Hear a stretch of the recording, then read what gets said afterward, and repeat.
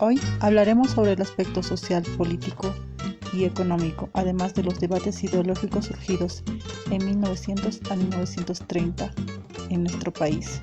El objetivo del presente es conocer un precedente de nuestra historia y las ideas, las problemáticas y los cambios que surgieron en nuestro país. Eduardo López de Romaña. Su gobierno fue entre los años de 1899 a 1903. En 1899, al terminar su periodo, Nicolás de Piérola fue sucedido por Eduardo López de Romaña, Barón del Azúcar, un candidato que surgió de la unión del Partido Demócrata y el Partido Civil. El candidato natural era bilingüe, quien era veterano de la Guerra del Pacífico, ardoroso militante y hombre de empresa. Esa era la alternancia lógica en el gobierno. Era un civilista el que tenía que suceder a Piérola. Había en el civilismo toda una burocracia partidaria. Dentro de ello luego va a estar Manuel de Cándamo, que estaba haciendo méritos desde hace mucho. Piérola prefirió la convivencia pacífica con sus enemigos de antaño, los civilistas. De ese modo fue elegido López de Romaña como candidato de unidad entre el Partido Civil y el pierolismo, que se dividió causa de esta división. Durante su gobierno, López de Romaña adoptó el patrón oro y profundizó el ritmo de desarrollo capitalista. En su mandato tuvo que enfrentar varios levantamientos de partidarios del expresidente Andrés Avelino Cárceles. Sin embargo, contra todos los pronósticos, mantuvo la paz interna y llegó a terminar su periodo de gobierno en 1903, por lo que su gobierno fue llamado de Unión Nacional.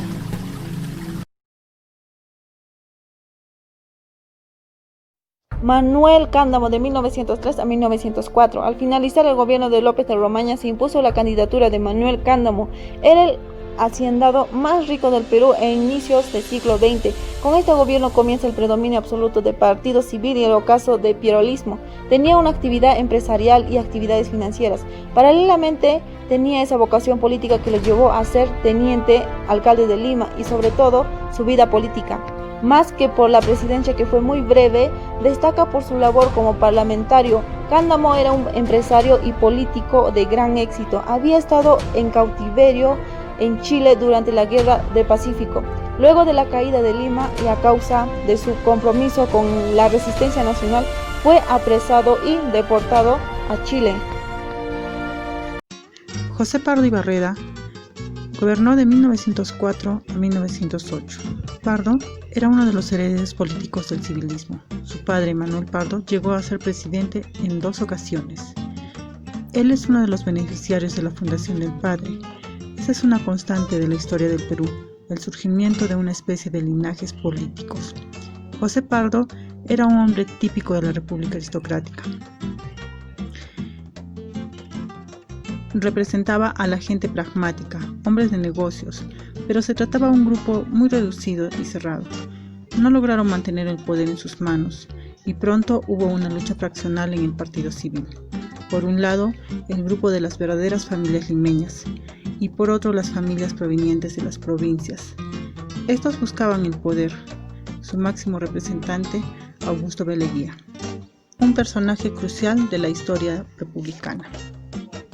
En el gobierno de José Pardo surgió en el Perú el movimiento anarquista, difundido por Manuel González Prada, quien, de ser amigo de los personajes de la más refinada aristocracia limeña, logró ser amigo de los sectores más pobres.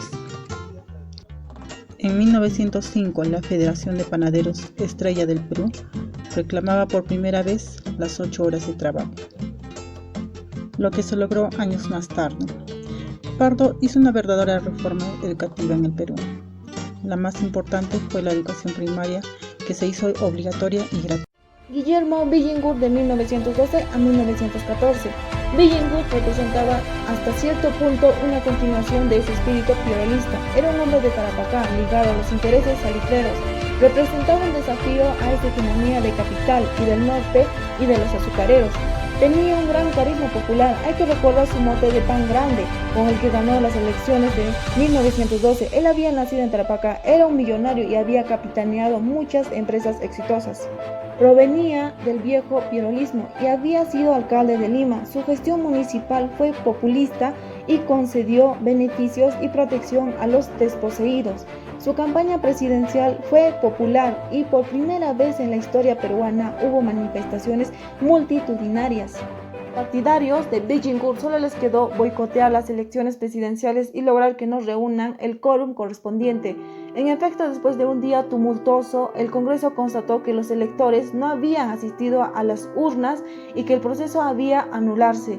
En esas circunstancias, el Congreso decidió elegir a Billinghurst, que entró a Palacio sin votación popular que lo respalde. Ese Congreso estaba dominado por el partidario del expresidente Leguía, quien partió al extranjero. Guillermo Billinghurst tuvo un gobierno muy inestable. Por ejemplo, concedió la jornada de las 8 horas a los estibadores, a las mujeres y a los niños trabajadores. Estas y otras medidas semejantes fueron muy resistidas por la oligarquía, que conspiró con el ejército para derrocarlo. El perfil que tenemos de Guillermo Billinghurst es de un hombre que se contagió de las ideas populistas del momento y que trató de hacer cambios importantes en lo que es la relación entre el capital y el trabajo, favoreciendo de alguna manera las conquistas que en otros países se habían logrado para los trabajadores. República aristocrática, al oncenio. El oncenio significó ruptura o continuidad. Habría que pensar que Leguía representaba un animoramiento del partido civil, una cierta modernización, porque él venía de provincia, era el de Lambayeque, a diferencia de Pardo, que era una vieja familia limeña de orígenes coloniales. En efecto, el oncenio tuvo tanto de ruptura como de continuidad. Fue un quiebre con los años precedentes porque la vieja oligarquía perdió el poder. Fue purgada de sus puestos políticos porque muchos de sus líderes partieron al exilio. Leguía fue mucho más autoritario que el segundo civilismo. Además, hubo un nuevo grupo plutocrático, pero los nuevos ricos trabajadores con las estructuras heredadas y el modelo de desarrollo continuó adelante. Hubo también un nuevo socio extranjero. Los Estados Unidos terminaron de reemplazar a la Gran Bretaña como potencia dominante y principal socio capitalista del país, pero tampoco cambiaron mucho las cosas. La dinámica empresarial continuó siendo la misma que provenía del cambio de siglo. Hay las mismas cosas en el Perú anterior, son las exportaciones agroindustriales, las exportaciones mineras, el petróleo y los mismos problemas del periodo anterior, como el problema de Tacna, que se arregla con el gobierno de Leguía. Hay cosas viejas y hay cosas nuevas en el gobierno de Leguía. El segundo gobierno de José Pardo y Barreras sería el último intento del Partido Civilista por mantenerse en el poder y continuar con el mismo estado de cosas. La gran diferencia es que, producto del anarquismo, habían nacido jóvenes intelectuales con un rechazo absoluto al sistema oligárquico, al cual consideraban como un anacrónico y desfasado. Quedarían atrás las fiestas en el Club Nacional, las grandes celebraciones, el glamour muy al estilo europeo, y se desatarían una serie de odios y rencores que llevarían al país prácticamente a la guerra civil. El pueblo se organizaría en partidos políticos. Los jóvenes de la Universidad de San Marcos se mezclarían con los dirigentes sindicales y obreros para luchar en las calles para el establecimiento de las 8 horas laborales. El pueblo estaba harto de un partido que había gobernado por varios años. Salieron a las calles y lucharon contra la policía. Tenían rencores hacia un gobierno que se había opuesto a darles derechos a los trabajadores. Así fue el último gobierno civilista. Así finalizó la República Aristocrática. En este segundo gobierno, los campesinos se levantaron en Puno. Su líder, Teodoro Gutiérrez Rumimaki. Las movilizaciones desatadas por obreros y estudiantes exigiendo reivindicaciones laborales y académicas tuvieron su fruto por fin en el año 1919, cuando se estableció la Ley General de las 8 horas de trabajo a nivel nacional. Al finalizar el segundo mandato de Pardo, se convocaron elecciones postulando los siguientes candidatos: Antero Aspillaga por el Partido Civil y Augusto B. Leguía, apoyado por el Partido Constitucional,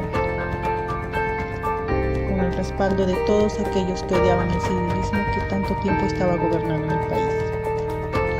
Para muchos jóvenes, Leguía significa el hombre pobre que triunfó en la vida, en base a su esfuerzo y que solo estaba destinado a engrandecer la nación.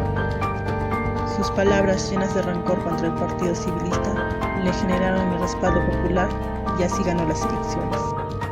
Pero Leguía sabía que los civilistas, que el parlamento no lo dejaría ser presidente, así como pasó con Billinghurst, le darían un golpe de estado o declararían nulas las elecciones. Es así que Leguía logró con mucha astucia política el respaldo de parte de los militares a su candidatura, y en pleno proceso electoral Leguía dirigió un golpe de estado, porque había el temor de que el Congreso frustrara las elecciones a través de su mayoría civilista, asumiendo la presidencia con carácter provisional para convocar más tarde a una Asamblea Nacional, que debía reformar la Constitución. Esta Asamblea lo eligió como presidente constitucional y luego preparó la nueva Constitución de 1920. La rebelión de Rumimaki de 1915 a 1916. La rebelión comenzó cuando varios centenarios de campesinos indios atacaron las haciendas de los prominentes terratenientes en la remota provincia de Azángaro, en el departamento de Puno, 1 de diciembre de 1915, tras ser rechazados por los empleados fuertemente armados de la hacienda, que perdieron un estimado de entre 10 a 132 personas. Su jefe, José María Turpo, fue cazado, brutalmente torturado y ejecutado 6 semanas más tarde.